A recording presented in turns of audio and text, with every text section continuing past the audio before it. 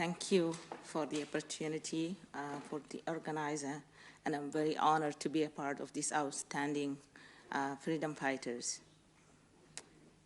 I'm speaking before you today feeling incredibly dismayed that 20 years after I was forced to flee the genocide in Darfur, I'm speaking about another genocide, and that has yet to be resolved. My name is Niemat Ahmadi. I grew up in a large, loving, extended family in North Darfur. I was the first woman in my family to go to college. And when I graduated, I was excited to work at an international organization traveling to remote areas of Sudan, delivering emergency relief and implementing development projects. Regrettably, my dreams, my work, and all my beautiful memories were killed in one night. That day, we would go to a neighboring village to deliver a training.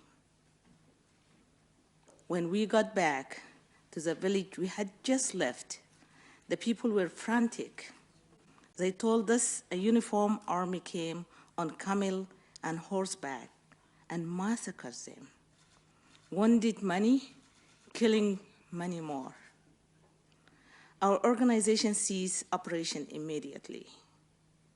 1 week later, my mom woke me up in a panic. I ran outside and saw smoke coming from all 4 directions.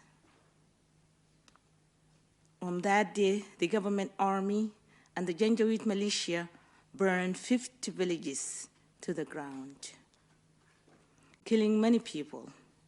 They threatened and arrested anyone who they suspected of helping, including 50 of the most prominent men in the town, teachers, leaders, businessmen, my 2 brothers, my uncles, and everyone I know. They took them to an unknown place and tortured them for 2 years.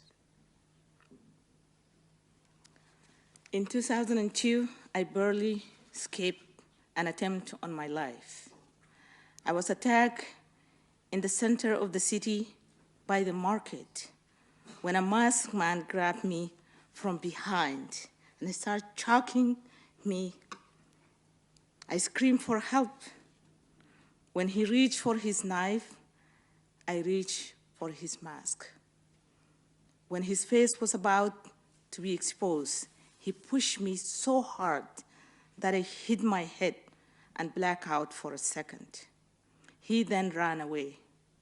Later, I realized he must have been a local Janjaweed hired by the government to kill me to stop the work that I was doing. It has gotten really worse. After multiple attempts, family and friends advised me to leave the country. I refused to leave. But my mom told me, Niemat, you are outspoken. If you stay, we may all be killed. And if you leave, you can be a voice to tell the world about what is going on in Darfur, and they may help stop it. Today, by telling my story, it's not about me anymore. It is about the men, women, and children who have survived in makeshift camps for 2 decades and are still being hunted.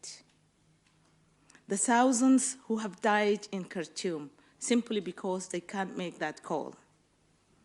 And thousands massacred in Al Geneina, where entire families were wiped out, and the victims of the mass suicide in Al Jazeera, who believed that the world had given up on them. It is true.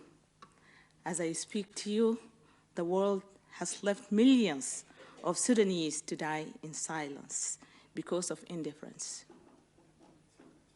May you all speak your conscience to the world to have a heart, to finally wake up and do something, to help and do something for Sudan. Thank you for listening to me.